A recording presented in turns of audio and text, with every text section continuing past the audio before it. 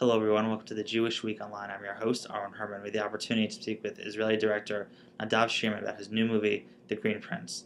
The Green Prince is a complex true story about how the Shin Bet turned the founder of Hamas's son, Mossab Hassan Yosef, into an Israeli spy. Let's take a closer look.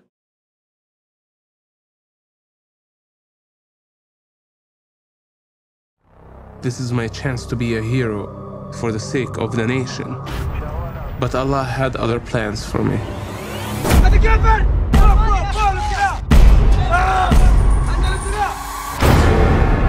We had the right to make the other side feel our pain. Recruiting is an art, a very difficult art. You need to make him betray his own people. He asked me, would you work for us? To collaborate with Israel is the most shameful thing. The first day handling him was the first day of the end of my career. We called him the Green Prince. My father was the top Hamas leader in the West Bank. He had no clue what I was doing. It's like recruiting the son of the Israeli Prime Minister. Deep in my heart, I was really terrified. A good source needs to be with you, not against you. You're a target, and you can get killed anytime. I really felt responsible for Mossab, as a source and as a human being. I was on my own. He was in a real trouble. I start to realize that people are dying because of this lie. This is a big game. No one else knows about you. You will start to lose your sense of reality. He's not just a source. He was there for us all the time. That kind of bond is impossible to break.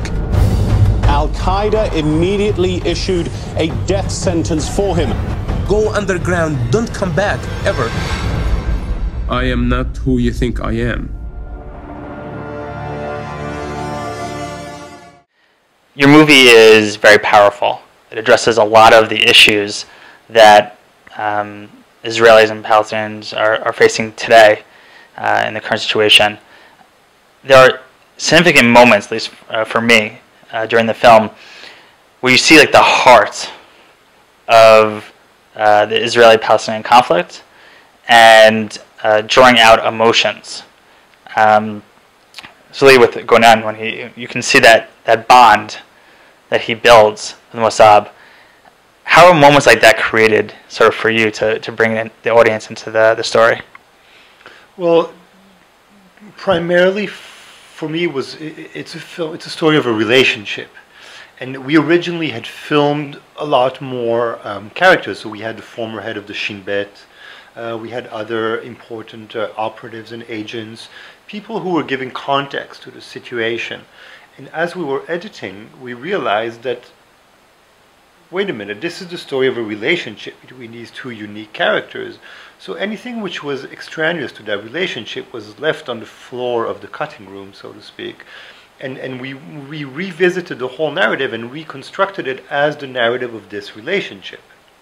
So if you look at the film, you will see that, they start off as being enemies, as they were.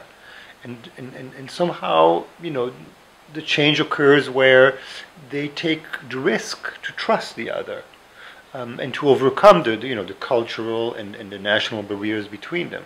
And in taking that risk, they actually form the basis of a relationship, which also led to this great collaboration, which prevented a lot of terror attacks and very courageous mission, but also led to this extraordinary friendship, which is to me was very inspiring. One of the things I really liked about the film is that you had the reenactments overlaid with the dialogue. How did you kind of sketch it out? That you had to bring the audience into the scene, and a lot of times that's that visualness. So having almost that drone look. Tell us a little bit about that process. Well, so some of the footage we obtained through the IDF, some of the footage wasn't available or did not exist anymore, and we had to recreate it. And we, for example, we wanted to recreate the drone shots in the same settings that they really took place. So I wanted to shoot originally in the West Bank. Some of it, forgive me, we shot in the West Bank, which was an adventure in itself. But, putting up a drone over the West Bank, it would have been shot down by the IDF. So that wasn't a possibility. So we were looking for an Arab village inside Israel who looked very similar to where Mossab is from. And then we had to shoot there during school hours, because if the kids were out on the streets, it would have been impossible. And we actually, our co-producer Omri Ozrad, he brought in real special forces. So the reenactments are done by real Israeli special forces. I remember, we put up the drone in the air, and then we had to shoot a scene where, Mossab's car comes down and the special forces close on it. And these guys were the real deal. They were the real special forces. So I not knowing how this would go, I said, maybe we need a rehearsal. And they're like, no, that's fine. Just tell us. We got this. Yeah. And I'm like, you sure? They're like, yeah, just shoot it. I'm like, oh, all right. And usually in film you do it once, twice, and then you shoot it. So they were taking positions, and the guy playing Mossab was in the car up the streets, and the drone went up, and it was a lot of people and very intense. And we had to do this quickly because the school hours were going to be over, and the street would be filled with Arab children. And I give the sign to the car, and I say action. And then, the car comes down, and then I give the sign to the guys, and all of a sudden you see them springing on the car, taking the guy out, arresting, pulling back, and we were like, the whole film crew was like stupefied. It was like, whoa! And then there was one take, because they did. And they're like, and that's how you do it. Exactly. Yeah, because they did it 100 times. So that was interesting. So you called them reenactment, but this was the real deal. This was the real people. And also, I got to say, Mossab during the interview, the person wearing the hood is Mossab. So he, during the filming, wanted to show us how he was being interrogated and held with the hood and, tied behind the chair. So he took the hood and he put it on his face and he held like this. So he was not only reliving the experience, but he was showing it to us, and it was chilling, it was very intense. But how has the Shin Bet kind of reacted to the movie? Very interestingly, I ran into somebody who told me, not to be quoted actually, that they've encouraged all their agents to go see the film. So that says something, I guess. And with Mossad, does he? I mean, in the movie, it says that his father disowned him. Hasn't been any contact. As far as you know, has there been any connection with his family? As far as I know, not. I mean, there must be very obviously throughout the film. You see that back and forth, like making sure that his father goes to jail rather than be assassinated, by special forces or Shin Bet. Reliving that is difficult, but how did you make sure that you had basically several different themes throughout the movie? You had the relationship with Gonan and Mossab. You had the relationship with the father. You had the relationship with the Palestinian people, and the relationship with the Israeli people. It's a very hard thing kind of to weave in, because you want to get the audience into a specific mindset. So how did you figure out the best way to tell the story in a concise but effective manner? Right. Well, you're diving into the heart of the filmmaking process. The main story is the story of this relationship, and yes, there's different sub stories or subplots and themes that emanate, like you said, the relationship with the father, and the relationship between Gonen and his organization, and so on. But it's a job in documentaries. They're being written in the editing room. So it was and both editors actually won awards in Tel Aviv at Doc Aviv for their work, which was they did a fantastic job, both editors.